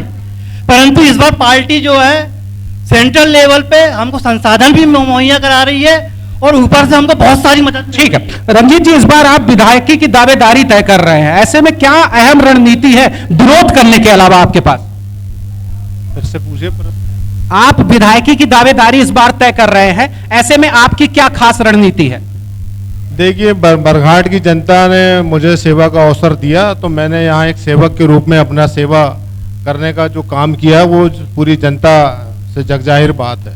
रह गई बात विधानसभा में दावेदारी की, तो विधानसभा में दावेदारी सिवनी में शंकराचार्य, सिवनी जो है जहाँ पे जगत गुरु शंकराचार्य जी का प्रादुर्भाव हुआ, जहाँ पे उनकी जन्मस्थली है, जो उनकी कर्मस्थली है, जहाँ उनका पितृधाम है, जहाँ उनका मातृधाम है, ऐसे जिले में जिला की मुख्यालय की सीट में शराब कारोबारी को नेतृत्व है। हम पुरुषार्थ के लिए चुनाव लड़ना चाहते हैं, हम विकास के लिए चुनाव लड़ना चाहते हैं, हम डेवलपमेंट के लिए चुनाव लड़ना चाहते हैं, हम भाईचारे के लिए चुनाव लड़ना चाहते हैं और पुरुषार्थी व्यक्ति को अवसर दे जिले की जनता ये अपील करना चाहते हैं। ठीक है, बहुत बढ़िया। यहाँ पर गोंडवाना से मैं सवाल लेना चाहूंगा, क्षेत्रीय पार्टी है, बहुत तेज बोला था इन्होंने, भाई साहब ने गोंडवाना को लेकर के बहुत आपके पक्ष में बोला था कि कहीं ना कहीं गौड़ समाज को एक बार प्रतिनिधि के तौर पर चुना जाना चाहिए। ऐसे में अपना पक्ष आप क्यों नहीं मजबूती से रख पाते? बिना गोंडवाना कि झंडा के ना भाजपा सरकार बना सकती ना कांग्रेस बना सकती। मध्य प्रदेश में बहुसंख्यक गोंड हैं, आदिवासी में 110 जातियां हैं, जिसमें महत्वपूर्ण जाति गोंड है, जिनकी संख्या सबसे ज्यादा है। मैं बरघाट विधानसभा की बात आपको समझाना चाहता हूं। बहुत कम शब्दों में समझाइए। बहुत कम शब्दों में। बात यह है कि 90 से कांग्रेस यहां हारने लगी। मेरा परिवार टोटल कांग्रेसी, मेरा समाज टोटल कांग्रेसी, परंतु यहां की घटनाएं क्या घटी? घटनाएं 90 से चालू हुई। जो वर्तमान विधायक हैं निर्दलीय रूप में खड़े हुए, कांग्रेस हार गई। 3 बार कांग्रेस को हराया। और जब हम अपना 18 लोगों का प्रतिनिधित्व करने कमलनाथ के पास गए तो उनने कहा कि गोंड है ही नहीं। अभी भी उनने स्टेटमेंट दिया कि मध्य प्रदेश में गोंड है ही नहीं, जिनकी बहुसंख्यक हैं हम यहाँ, और गोंड समाज पे अतिक्रमण करके टिकट ले आए और गोंडों से वोट ले लिए। और मतलब आपकी कांग्रेस की विचारधारा से सहमति थी, लेकिन उन्होंने आपको सहयोग नहीं दिया, इस वजह से आप अलग हुए। अलग हो गए हम। मैं अपने समाज के साथ हो गया। मैं समाज को जागृत करना चाहता हूं। समाज में एक मैसेज गया कि गोंड के प्रतिनिधि को खरीद लिया जाए और गोंडों को से दारू पिला के वोट ले लिया जाए। इसको मैं समाज के बीच में ले जाके जागृत करना चाहता हूं कि आपका मौलिक अधिकार क्या है। आप इस जागे और आपके हक हकूक के लिए लड़िए। इसलिए मैं गोंड महासभा से गोंडियन से मैं ठीक है हमारे पास जी हाँ, सवाल लीजिए आप जनता। हमारे पास कुछ सवाल है जो जनता के हैं। एक बार पुनः क्या कैसा सवाल था आपका? अभी मैं ये सवाल करना चाहता हूं कि अभी मेरे कांग्रेस के प्रतिनिधि जो भी बैठे हैं उन्होंने ये बोला 15 महीने का झुंझुना दिखाया यहाँ जनता। 15 महीने उनकी सरकार थी, अब हमारी सरकार नहीं है। अरे विधायक तो होना, आपने क्या काम किए? बरघाट के विकास को रोकने के सिवा और क्या काम किए आपने? मेरे सामने बैठे हुए विजय उके जी, मैं उनसे पूछना चाहता हूं कि भाई साहब, जनपद में आपके कितने प्रत्याशी जीते थे? उसके बाद भी आप अपनी जनपद का अध्यक्ष नहीं बिठा सके। क्या विधायक महोदय की सहमति नहीं थी? या पिछड़े या जो दबे कुचले लोग हैं या आदिवासी समाज के लोग हैं उनको आगे बढ़ना नहीं देना चाहते थे विधायक महोदय जी? क्योंकि सवाल तो उनका खतरे में था। मैं आपसे ये सवाल करना चाहता हूं कि 25 में से 14 जीत के भी आप जनपद, मतलब ये कि सवाल दोनों बिल्कुल सवाल आपका बहुत ही वाजिब है और वाजिब होना भी चाहिए, क्योंकि बहुत ही कम अंतरालों से जीत हार तय हो रही है। छोटी पार्टियां जितनी हैं वो बहुत अहम भूमिका निभाएंगी इस चुनाव में। मैं आपसे भी कुछ जानना चाहूंगा, किस तरीके का सवाल था आपका जो आप हमसे अभी? मैं इन सब सवालों से हटके एक बात कहना चाहूंगा। मोहब्बत करने वालों पे ये झगड़ा डाल देती है, सियासत दोस्ती के जड़ में मट्ठा डाल देती है। तवायब की तरह अपने गलत कामों के चेहरे पर हुकूमत मंदिर और मस्जिद में पर्दा डाल देती है। ये हुकूमत है जनाब, ये जो चाहे वो कर ले। मैं तो वो बात रखना चाहता हूं, हमारी बहन ने कही, ना मैं बीजेपी का हूं ना कांग्रेस का हूं। 1000 रुपए दे रहे हैं, बहुत अच्छा कर रहे हैं लाडली बहना को। और जीजा कहां गया? जीजा दर की ठोकर खा रहा। व्यापम घोटाला, पटवारी घोटाला, ये बेरोजगार कहां जाएंगे, क्या करेंगे? और ये जो भी नेता हैं, आगे चल के मेरी शुभकामनाएं हैं, बीजेपी जीते, कांग्रेस जीते और गोंडवाना जीते। इससे मतलब नहीं है, मतलब ये है इनकी पीढ़ी दर पीढ़ी वर्षों वर्षों से 1, 2, 3 नहीं 4 पेंशन ले रही है और हमारे सरकारी कर्मचारियों को पेंशन नहीं। ये यदि यहां भरी सभा में चैनल के सामने प्रतिज्ञा ले कसम खाएं कि ये अपनी पेंशन का त्याग करेंगे, तब मैं मानूंगा ये सही में नेता हैं, सही में बीजेपी है, सही में कांग्रेस है। ये इतनी पेंशन खा रहे हैं, इतनी पेंशन खा रहे हैं, इनकी औलादें, इनकी 10 पुश्तें उस पेंशन से पल जाएंगी। सांसद का पेंशन, विधायक का पेंशन, अध्यक्ष बने उनका पेंशन, और हमारे कर्मचारी उसको पेंशन नहीं। हमारा छोटा भाई गिरधर सूर्यवंशी संविदा से मरा, हम लोगों ने 1 लाख रुपए चंदा करके उसको दिया। ये पेंशन ये सब नेता खाते हैं, चाहे बीजेपी हो चाहे कांग्रेस हो। आज भरी सभा में ये कसम खाएं, संकल्प करें कि पूरे देश के नेता पेंशन नहीं लेंगे, तब मैं मानूंगा कि ये नेता है। बहुत ही वाजिब सवाल आपने उठाया है, क्योंकि बेरोजगारी और महंगाई हमारे मुद्दे से गायब ही है। हमारे पास मुद्दा ही नहीं बचा है जो असल के हैं। आप भी कुछ बोलना चाह रहे हैं? क्या है, जो लोग सत्ता के अभिमान में हैं, चाहे वो कांग्रेस वाले चाहे बीजेपी वाले, कान खोल के एक चीज सुन लो, मनुज हो तो बलवान नहीं, समय हो तो बलवान। और भील ने लूटी गोपिका, वही अर्जुन वही बाण। इस चीज को समझ लो। जब बीजेपी सत्ता में होती है तो लोग बीजेपी की भी बुराई करते हैं कि बीजेपी वालों ने इसके रेट बढ़ा दिए, उसके रेट बढ़ा दिए, ये हो रहा है वो हो रहा है। और फिर वोट किसको डालते हैं? कांग्रेस को। और जब कांग्रेस सत्ता में आती है तो लोग बोलते हैं कांग्रेस के राज में बेरोजगारी आई, कांग्रेस के राज में उन्होंने कहा कि बहनों को इज्जत लूटी जा रही है, असमत लूटी जा रही है। फिर बीच को किसको वोट देते हैं? बीजेपी को। जब तुम कांग्रेस टू बीजेपी और बीजेपी टू कांग्रेस करोगे तो तुम लोगों की बहनों की इज्जत बची रहेगी। ये जो मणिपुर में कांड हुआ है, मैं आप लोगों से पूछना चाहता हूं दोस्तों, मेरी बहनों को नंगा करके घुमा दिया जाता है, इसका जवाब देगा कौन? इन निकम्मों को हमने सरकारों में बैठाने हैं, हमारी बहनों की इज्जत लूटा इन लोगों ने। इन लोगों से सवाल जब पूछने जाते हो तो 2 समुदाय की लड़ाई बताते हैं। वो 2 समुदाय में भी दोनों मेरी बहनें होती हैं। जब सवाल पूछेंगे तो ये छोड़ के भागेंगे कुर्सी। अब मेरे को एक चीज बताओ साहब, बाबा साहब अंबेडकर बस स्टैंड इसका नाम है। आपने डिबेट यहां इसलिए रखे है ना, ये खूबसूरत जगह है। नहीं हम सर लेकिन यहाँ पे जिस कारण से बस स्टैंड बनाया गया है वहां पे बसें आपको नदारद दिखेंगी। कारण इनकी घटिया मानसिकता है। इनको सोच लेना चाहिए कि अब देश ऐसे नहीं चलेगा। देश चलेगा जनता से, जनता के वोट से चलेगा। चलिए, जनता से चलेगा। और हमने यहाँ पे डिबेट इसलिए ही रखी है और सिर्फ हमारा एक मकसद था कि यहाँ की आम जनता की आवाज यहाँ पर बैठे पदस्थ नेताओं के कानों तक पहुंचे। और आपसे भी मैं जानना चाहूंगा कुछ सवाल आपके जो हैं। देखिए, हमारे बीच में सेंडे जी बैठे हैं, बार बार जो जिसकी बात कर रहे हैं, लेकिन जिस ओर इशारा कर रहे हैं, हाँ, जिस ओर इशारा कर रहे हैं, वास्तव में जो यहाँ के विधायक हैं अर्जुन काकोड़िया, बरघाट विधानसभा की समरसता को बिगाड़ने का काम कर रहे हैं। आज जातियों में लगाने का काम हो रहा है। यहाँ पर जाति बात कर राजनीति का बीज बोने का काम यहाँ के अर्जुन काकोड़िया कर रहे हैं। अर्जुन काकोड़िया एक भी विकास का काम नहीं गिना रहे हैं। मेरी एक मिनट बात, विधायक काकोड़िया ढोंग करने का काम कर रहे हैं, खेत जा रहे हैं, पान की दुकान में जा रहे हैं, नाई की दुकान में जा रहे हैं। इससे विकास हमको नहीं चाहिए।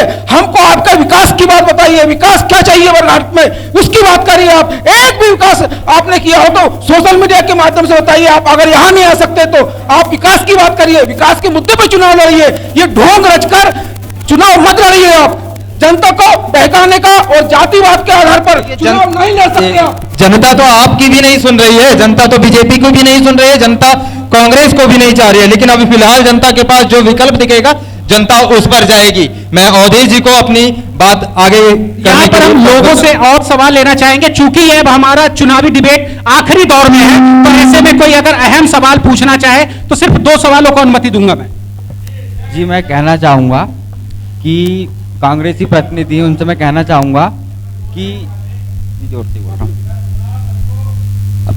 जो चुनाव हुए विधानसभा के, उसमें वचन पत्र में कहा गया था कि 15 कमलनाथ जी आए थे, उनने वचन पत्र में कहे थे कि 10 दिन में हमारा कर्जा माफ होगा। क्योंकि मैं किसान पुत्र हूं, मेरे खानदान, मेरे गांव, आज तक हमारा कोई किसान कर्जा माफ नहीं हुआ है। तो मैं पूछना चाहता हूं कि आने वाले समय में विधानसभा चुनाव में क्या ये ऐसे ही झूठे वचन अपने वचन पत्र में डाल के जनता को भ्रमित करेंगे? ठीक है, यहाँ पर हम एक कांग्रेस मैं कांग्रेस के विधायक से पूछना चाहता हूं कि इन्हें अपने घोषणा पत्र में लिखा था कि बेरोजगार युवाओं को बेरोजगारी भत्ता देंगे, 4,000 रुपए बेरोजगारी भत्ता देंगे, ये इन्हें अपने घोषणा पत्र में लिखा था। इनकी 15 महीने की सरकार रही, उसमें किसी बेरोजगार को बेरोजगारी भत्ता नहीं मिला। इनने माचागोरा डैम की बात किए थे, माचागोरा डैम से पानी, जलाशय से पानी लाने की बात किए थे बरघाट विधानसभा के अंदर, लेकिन आज तक विधायक जी के पूरे कार्यकाल में माचागोरा का पानी यहां तक नहीं आ पाया है।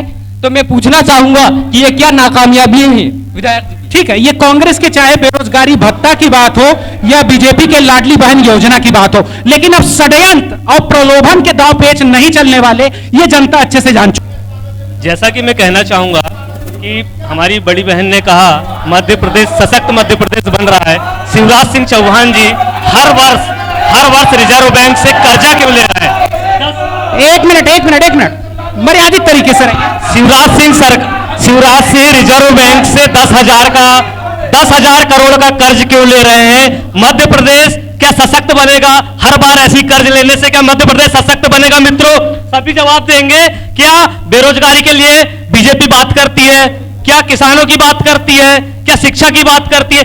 बीजेपी कांग्रेस मूलभूत सुविधाओं की कभी बात नहीं करती, कोई भी बात नहीं करती, सिर्फ कर्जा। मध्य प्रदेश सिर्फ कर्जे में जा रहा है। अगर ये उसका निदान जिस दिन बता देंगे कि हमारा मध्य प्रदेश। ठीक है, यहाँ पर हमारे पास बीजेपी के 4 बड़े नेता हैं। आप में से किसी एक से मैं यह सवाल लेना चाहूंगा कि 3,30,000 करोड़ का कर्जा जो कि कमलनाथ जी ने आंकड़े अभी दर्ज किए हैं, इस पर अगर कोई सवाल पर क्या आपकी प्रतिक्रिया होगी? आप में से कौन बोलना चाहेगा इस विषय पर? 3,30,000 करोड़ का कर्जा मध्य प्रदेश सरकार पर, ऐसे में क्या होगा मध्य प्रदेश का? देखिए, जहां तक कर्ज की बात है तो कांग्रेस की सरकार में ज्यादा कर्ज लिया गया है, बीजेपी में कम लिया गया है। और कांग्रेस की सरकार में कर्ज तो लिया लेकिन उसका विकास नहीं दिखा। ये सवाल का जवाब सवाल हुआ साहब, जवाब नहीं हुआ। और बीजेपी सरकार तो देखिए, यहाँ एक्सप्रेस हाईवे से लेके सारा डेवलपमेंट दिख रहा है आपको हर क्षेत्र में, तो उसने विकास किया है। तो डेवलपमेंट करने के लिए कर्ज थोड़ी लेना पड़ेगा। डेवलपमेंट जो कर्ज है विकास के लिए लिया जाता है, वेलफेयर की स्कीम जो लागू कर जाती है उसके लिए लिया, वो दिख रहा है। लाडली बहना, लाडली लक्ष्मी और आपके हाईवेज, रोड, गांव-गांव तक सड़कें बनी हैं, एम्बुलेंस पहुंच रही हैं, हॉस्पिटल में सुविधाएं हैं, डॉक्टर्स हैं, नर्सेस हैं, सारी सुविधाएं भी मिल रही हैं। क्या लगता है नरेश जी, कर्ज के आंकड़ों से इस बार विधानसभा चुनाव में कोई प्रभाव पड़ेगा?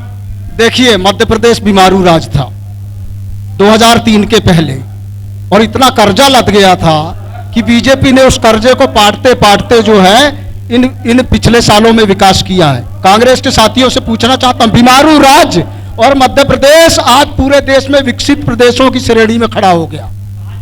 प्रदेश को चलाने के लिए फंड की जरूरत होती है। कोरोना जैसा काल, कोरोना को सबने देखा है, ऐसी विपरीत परिस्थितियों में सबके जान को बचाने का काम किया तो हमारे देश के प्रधानमंत्री जी और मुख्यमंत्री जी ने किया। कोरोना काल के रहते हुए भी जिस तरह से देश में और प्रदेश में जो डेवलपमेंट का काम चल रहा है, उसमें मैं साथियों को बताना चाहता हूं कि थोड़ा डेवलपमेंट पे भी बात हो जाए। तो डेवलपमेंट करने के लिए आप कर्ज ले रहे हैं, आपका यह कहना? कर्जा लेके कर्जा खत्म कर रही है, नया फार्मूला लेके आई भाजपा। कर्ज लेकर के कर्ज खत्म कर रहे हैं, बहुत अहम बात आपने कही। चलते इस दौर में आप क्या कहना चाहेंगे? इस चैनल के माध्यम से मैं पूछना चाहता हूं, कांग्रेस और भाजपा के दोनों पार्टी के नुमाइंदे यहां बैठे हैं। ये जिस परिसर में कार्यक्रम हो रहा है, इस परिसर का उद्घाटन 2019 में हुआ, लेकिन मित्रों बड़ा दुर्भाग्य है इस शहर का, बीजेपी उस समय तत्काल में कांग्रेस की गवर्नमेंट थी और भाजपा के नेताओं ने इस परिसर का उद्घाटन किया था, और अभी उसके 15 महीनों बाद फिर भाजपा की गवर्नमेंट बनी। तो ऐसा क्या कारण है? और जिन नेताओं ने इसका उद्घाटन किया उनको कुछ शर्मिंदगी हो रही कि नहीं हो रही, कि उनका स्वाभिमान जागृत हो रहा है कि नहीं हो रहा है? आप जो भाजपा में समाहित है, आप किसकी बात कर रहे हैं? कांग्रेस भाजपा यहाँ ज्वाइंट है साहब। अच्छा, एक बात बताइए, अगर आप निर्दलीय प्रत्याशी होते हैं और चुनाव जीत जाते हैं तो आप किसका समर्थन करेंगे, कांग्रेस का या बीजेपी का? मैं जनता का समर्थन करूंगा, जनता के बलबूते पे। लोकतंत्र में सबसे बड़ी ताकत जनता के पास है। और मेरे पहले एक सज्जन बोल रहे थे कि कांग्रेस ने लोकतंत्र को बहाल किया आजादी के बाद। मैं आपको बताना चाहता हूं कि संविधान ने लोकतंत्र को बहाल किया आजादी के बाद। संविधान ना होता, संविधान में ये मेंशन है। अगर आप ये कार्यक्रम कर पा रहे हैं, अगर आप ये कार्यक्रम कर पा रहे हैं, तो ये संविधान की ताकत है। अभिव्यक्ति की आजादी के तहत जो रूलिंग है संविधान हमें देता है, उस बैनर के तहत यहाँ पे करके आ रहे हैं, बैनर के तहत कर पा रहे हैं। और मैं ये बोलना चाहता हूं कि आने वाला समय मध्य प्रदेश में गोंडवाना गणतंत्र पार्टी का होगा, और झंडा भी गोंडवाना का होगा, और डंडा भी गोंडवाना का होगा। और बिना गोंडवाना के मध्य प्रदेश में कोई दल सरकार नहीं बना पाएगा। वही तो मैं पूछ रहा हूं, किस दल के साथ आप? मैं गोंडवाना गणतंत्र पार्टी का सिपाही हूं। मैं गोंडवाना को तो देखिए, अगर बहुमत नहीं मिलती है तो फिर किस? गोंडवाना का मतलब समझिए, गोंडवाना का मतलब समझिए आदरणीय मित्रों, गोंडवाना का मतलब समझिए। जो भारत है, आदि अनादि काल में कई वर्षों में दो ही द्वीप हुआ करते थे संपूर्ण वर्ल्ड में, एक ओंकारा और एक गोंडवाना। गोंडवाना का हिस्सा ना केवल भारत बल्कि north east, south Africa, north Africa, ये संपूर्ण जो लैंड है ये गोंडवाना लैंड है। गोंडवाना एक्सप्रेस ट्रेन चल रही कि नहीं चल रही? वो किसी जाति पाति के लिए नहीं चल रही है। गोंडवाना का मैं तो समझिए, आज जो यहाँ पे जो शासक रहे मध्य प्रदेश में, जबलपुर में, नागपुर में, हमारे गोंड शासक रहे, महाराजा दलपत शाह का शासन रहा, शंकर शाह, रघुनाथ शाह का शासन रहा, और उन्होंने 1857 की क्रांति में अपने प्राणों की आहुति दी है। ये उस विचारधारा को लेके, उस बात को लेके, उस झंडे को लेके, और दादा हीरा सिंह मरकाम की विचारधारा को लेके। ठीक है, ठीक है। कांग्रेस पर चलते चलते हम एक सवाल लेना चाहेंगे। देखिए, किसान को लेकर के, कर्ज माफी को लेकर के और बेरोजगारी भत्ता को लेकर के लोगों में नाराजगी है। ऐसे में लोगों के बीच आप कैसे जाएंगे और क्या चुनौती होगी आपके पास? सवाल फिर से करिए। क्या किसान कर्ज माफी को लेकर के और बेरोजगारी भत्ता को लेकर के, जो कि सरकार बनने से पहले कांग्रेस ने किया था, उसको लेकर लोगों के बीच नाराजगी है। ऐसे में क्या चुनौती होगी आपके पास? देखिए साहब, सबसे पहले तो मैं ये बताना चाहता हूं, वर्तमान में शिवराज सिंह की सरकार के जो मंत्री हैं कमल पटेल जी, उन्होंने सदन में स्वीकार किया है कि कांग्रेस सरकार में 27 लाख किसानों का कर्जा माफ हुआ है। ये दस्तावेज है, ये कोई लफाजी नहीं है। ये लफाजी मारने का हमारा ना चाल है। यहाँ पे कोई ऐसा किसान है क्या जिसका कर्ज माफ हुआ हो? यहाँ पे कोई ऐसा किसान है? मैं खुद किसान हूँ, मैं खुद किसान हूँ। 16,000 रुपए का कर्जा मेरा वृत्ताकार सोसाइटी का माफ हुआ। मैं खुद किसान हूँ। एक बार विधानसभा में सुन लीजिए, बात पूरी होने दीजिए। मैं खुद एक किसान हूँ। 16,000 रुपए का कर्जा मेरा वृत्ताकार सोसाइटी का माफ हुआ है। सुन लीजिए, सब लोग सुन लीजिए। एक सेकंड, आप पूछ रहे हैं। एक सेकंड, आप एक मिनट, आप सब पूछ रहे हैं किसका कर्जा माफ हुआ है। देखिए भाई साहब का कर्जा माफ हुआ, इनका कर्जा माफ हुआ है, इनका कर्जा माफ हुआ है। 16,000 रुपए का वृत्ताकार सोसाइटी का कर्जा मेरा माफ हुआ है। मैं लफाजी मारने वाला आदमी नहीं हूँ, तथ्य से बात करने वाला आदमी हूँ। ये कह रहा हूँ बीजेपी ये कमल पटेल जूता है। ये खुद स्वीकार कर रहे हैं, आप खुद स्वीकार कर रहे हैं कि कांग्रेस कार्यकर्ताओं का कर्जा माफ हुआ है। आप क्यों चिल्ला रहे हैं भाई साहब? 65,000 लोगों का कर्जा माफ, 27 लाख 65,000 किसानों का सिवनी जिले में माफ हुआ है, और 27 लाख किसानों का कर्जा माफ खुद कमल पटेल जी ने विधानसभा में स्वीकार किया है। ये क्या बताएंगे? बोल रहे कि झूठ बोल रहे कमल पटेल, हम मान लेंगे। अगर कमल पटेल झूठे या बीजेपी झूठी, मुझे ये आप एक सेकंड, आप रही बात भाई साहब विधायक जी की बात जो कर रहे थे लोग, मैं बता रहा हूं ये पहला विधायक है जिन्होंने शिक्षा के क्षेत्र में क्रांति लाई। 50 स्कूल में स्मार्ट क्लास के लिए प्रोजेक्टर प्रदान किए हैं, और आपको बता दूं 5,877 करोड़ का माचा गोरा चक्की कमरिया के लिए टेंडर पास हो चुका है। ये लोग अब इसका श्रेय, क्योंकि विधानसभा में अर्जुन सिंह काकोड़िया ने क्वेश्चन किया था कि कैसे आप वहां पर एजुकेशन के चुनाव करा रहे हैं, उसके जवाब में उन्होंने कहा कि ठीक है भाई चुनाव करा रहे हैं, पास हो जाएगा, और टेंडर भी पास हो चुका है। रही बात 10 साल इनके कमल मर्स को ले जी रहे, कोई बता दे क्षेत्र में अगर लगातार सक्रिय रहे हो। अर्जुन सिंह काकोड़िया पहला विधायक है जिनने बताया कि क्षेत्र का विधायक कैसा होना चाहिए, जनता के सुख दुख और हर कार्य में जब फोन लगा तब फोन उठाता है। पहले के विधायक को लोग नाटरीचेबल के नाम से संज्ञा देते थे। आज का विधायक जो है वो लोगों के जब फोन लगाओ तो 12 बजे फोन लगाओ, आपके पास मौजूद रहेगा। और सबसे बड़ी बात यह है कि विधायक बरघाट प्रॉपर में रहता है, सिवनी में नहीं रहता। ठीक है ठीक है ठीक है। आप और एक बात बोलना चाहूंगा मैं, और एक बात, मेरी बात सुन लो, जवाब देना। मेरे भाई साहब ये बताइए, यहाँ एक सेकंड, चिल्लाने से नेताजी नहीं जीतेंगे, चिल्लाने से नेताजी नहीं जीतेंगे, बैठ जाइए। यहाँ जो 3 जलाशय हैं, शुक्ला जलाशय, बोरी जलाशय, चीजवन जलाशय, यहाँ पर जो कॉलेज है, यहाँ पर जो स्कूल है, सब कांग्रेस के समय की देन है। इन्होंने उसका गहरीकरण तक के नहीं करना। ये 10 साल का हिसाब मांग रहे हैं और आप कुछ कहना चाह रहे थे। ये हमारे जो कांग्रेस के मित्र बोल रहे हैं, ये सरासर झूठ बोल रहे हैं। 2018 में मध्य प्रदेश की जनता को गुमराह करके कांग्रेस की सरकार आएगी, सारे किसानों का कर्जा माफ होगा, हमारे जो नौजवान हैं उनको हम भत्ता देंगे। मैं हमारे कांग्रेस के मित्रों से, वो आंकड़े गिना तो रहे हैं, आंकड़े गिना तो रहे आपको। मैं सिवनी जिले का जिला सहकारी बैंक का मैं अध्यक्ष रहा हूं। मैं बड़े दावे के साथ कह सकता हूं कि हमारे कांग्रेस के मित्रों ने, कांग्रेस की सरकार ने किसानों के साथ कैसे धोखा की है। एक मिनट रुक जाए, किसानों के साथ कैसे धोखा की है। इन्होंने सबसे बड़ा धोखा किया कि हमने किसानों का कर्जा माफ किया, किसानों को फर्जी सर्टिफिकेट दिया। इसका भुगतान यह हुआ कि हमारे किसानों को सोसाइटी से कर्जा मिलना बंद हो गया। इसकी भरपाई करने के लिए हमारे मध्य प्रदेश के संवेदनशील मुख्यमंत्री ने ब्याज माफी योजना लेकर के आई और मध्य प्रदेश के सारे किसानों का जो है ब्याज माफ किया। ये जो माचा गोरा की बात कर रहे हैं, माचा गोरा के बारे में आपको बता देना चाहता हूं कि 2018 के पहले भी मध्य प्रदेश में भारतीय जनता पार्टी की सरकार थी। भारतीय जनता पार्टी की सरकार ने 2017 में माचा गोरा के पानी के लिए एक आदेश जारी किया है। और अभी फरवरी 2023 में जब हमारी विकास यात्रा निकली हुई थी, पिछले डिबेट में भी मैंने इस बात को कहा था कि जब हमारी विकास यात्रा निकली थी कि आम जनता के बीच में क्या समस्याएं हैं और उनका समाधान कैसे हो, उस समाधान के लिए जब हमारी यात्रा निकली थी तो उस क्षेत्र के माचा गोरा के क्षेत्र के किसानों की मांग थी कि हमारे क्षेत्र में माचा गोरा का पानी आना चाहिए।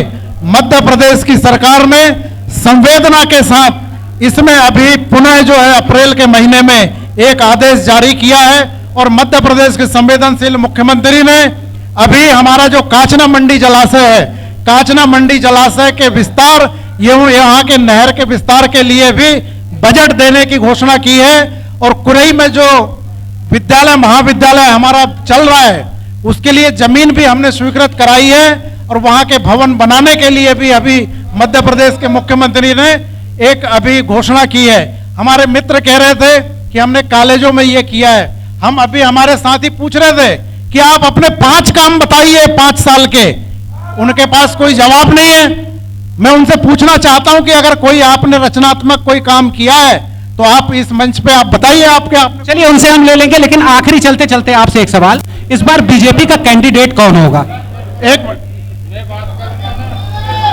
भारतीय जनता पार्टी जो है बूथ समिति से लेकर राष्ट्रीय स्तर तक एक कैडर बेस पार्टी है और हमारी पार्टी का एक सिस्टम है। हमारे यहाँ संगठन जो तय करता है, संगठन जो तय करेगा वो प्रत्याशी होगा और अभी हमारा जो प्रत्याशी है वो भारतीय जनता पार्टी का सिंबल कमल का फूल है और भारतीय जनता पार्टी का सभी कार्यकर्ता कमल के फूल के लिए काम कर रहा है। आने वाले चुनाव के समय में जो हमारा अधिकृत प्रत्याशी होगा हम सभी उसके लिए काम करेंगे। और हमारे सरकार की जो योजनाएं हैं, हमारे पास आज विश्व ग्लोबल लीडर नरेंद्र भाई मोदी है, हमारे पास अमित शाह हैं। मध्य प्रदेश में जो लाखों लाडलियों के भाई लाखों भांजियों के मामा और जिन्होंने आम समाज के बीच में एक रिश्ता स्थापित किया है, ऐसे संवेदनशील नेता मान्यवर शिवराज जी चौहान हमारे बीच में हैं। ठीक है, ठीक ठीक ठीक ठीक है। चलते चलते आप काफी बड़े आंकड़े गिना रहे थे। आप बता रहे थे कि काफी 65,000 लोगों का कर्जा माफ। सिवनी जिले में कितने लोगों? 65,000 लोगों का। करीब 5 या 10 लोगों को ऐसा नाम बता दीजिए जो ये सभी लोग जानते हो जिनको। नहीं, अब ये सभी लोग जानते नहीं जानते, लेकिन हमारे सिवनी में 65,000 लोग किसानों का कर्जा माफ। अच्छा, दो लोगों का ऐसा नाम बता दीजिए जो कांग्रेस के कार्यकर्ता ना हो, उनका कर्जा माफ हुआ। उसकी तो पूरी लिस्ट लेके आना पड़ेगा और मैं पूरे लोगों का नाम बता देता हूँ। बहुत से हमारे क्षेत्र में भी माफ हुआ है, सिवनी जिले में माफ हुआ है। ऐसा नहीं है, कांग्रेस जो बोलती है वो करती है। कांग्रेस को समय था, समय 15 महीने मिले, 65,000 लोग सिवनी में कर्जा माफ हुआ। 27 लाख किसानों का कर्जा पूरे मध्य प्रदेश में माफ हुआ। काफी बड़े आंकड़े आप बता रहे। ये मेरे बड़े भाई टेकाम जी ने बड़ा लॉजिक सवाल उठाया और वो जिला सहकारी बैंक के अध्यक्ष भी रहे हैं। एक बड़ा नीतिगत मामला है, आप इस बात को बखूबी जानते हैं कि विधानसभा के पटल में भाजपा सरकार के मंत्री माननीय कमल पटेल ने यदि 27 लाख लोगों किसानों के कर्जे माफी की बात स्वीकार की है तो क्या वो झूठी है? मैं ये पूछना चाहता हूं टेकाम जी से, 27 लाख किसानों के कर्जे माफ होने की बात यदि कमल पटेल जी ने स्वीकार की है सदन में, तो क्या वो झूठे हैं? मैं टेकाम जी से पूछना चाहता हूं। चलिए, ठीक है। फिलहाल यहाँ पर कई सवालों का दौर चला और कई जवाबों का यहाँ पर अंत हुआ। यहां पर हमने पूछा लोगों से सवाल और जाने उनके राय। तो इसी तरीके से हम एक बार फिर होंगे और किसी विधानसभा में, वहां पर जानेंगे लोगों के राय और वहां के नेताओं से पूछेंगे सवाल। लेकिन फिलहाल आप सभी से एक और उम्मीद और आप सभी से एक ही नारा कि मतदान करने सभी जाइएगा और अपने मतदान की ताकत को पहचानिए, क्योंकि आपकी एक उंगली की ताकत ही है जो किसी भी पार्टी को जिता सकती है और किसी भी पार्टी को हरा सकती है। तो फिलहाल अपने मतदान की ताकत को पहचानिए और मतदान करने चाहिए। मुझे दीजिए इजाजत। नमस्कार, जय हिंद।